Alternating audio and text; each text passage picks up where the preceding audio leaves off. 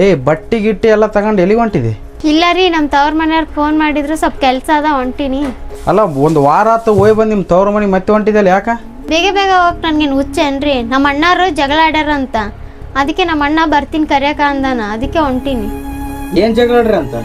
ಏನು ಜಗಳ ಅಂತ ನಾನು ಕೇಳಿಲ್ಲ, ಬರ್ತಾನಲ್ತೋ ಬಂದ್ಮೇಲೆ ಕೇಳ್ತೀನಿ. ರೆಡಿ ಅದೇನಮ್ಮ? ಏನಾಗೈತೆ ಅಣ್ಣ ಜಗಳ? ಫೋನೇ ಕೇಳ್ರಿ, ಏನು ಹೇಳಿಲ್ಲಲ್ಲ.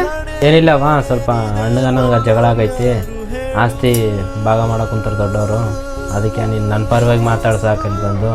ನೀವು ಮೂವರು ಆಸ್ತಿ ಸಲಕ್ ಭಾಗ ಆಗೋ ಸಲಕ್ ನನಗೆ ಕರೆಯಕ್ ಬಂದೇನಣ್ಣ ನೀನು? ನಿನ್ ಪರವಾಗಿ ಮಾತಾಡಕ್ ನಾನು ಯಾರ ಪರವಾಗಿ ಮಾತಾಡಲ್ಲ. ನಾನು ನಿನ್ ಪರವಾಗಿ ಮಾತಾಡ್ರೆ ಅವ್ರಿಬ್ರಿಗೆ ಕೆಟ್ಟಾಗತ್ತಿ. ನಾನು ಅಪ್ಪ ಅವ್ವ ಬದುಕ್ಯಾರ, ಅವ್ರು ಹೇಳ್ದಂಗೆ ಕೇಳ್ರಿ. ನಾವು ಬಂದು ನನ್ನ ಪರವಾಗಿ ಮಾತಾಡಮ್ಮ, ಅದ್ರಾಗೆ ನಾನು ನಿನಗೂ ಕೊಡ್ತೀನಿ. ಏನು ನನಗೆ ಅರ್ಧ ಆಸ್ತಿ ಕೊಡ್ತೆ? ನನ್ಗೇನು ಕಮ್ಮಿ ಆಗೈತೆ ಅಂತ? ನನ್ನ ಗಂಡ ಚಂದನೆ ನೋಡ್ಕೊಳತ್ತಾನ.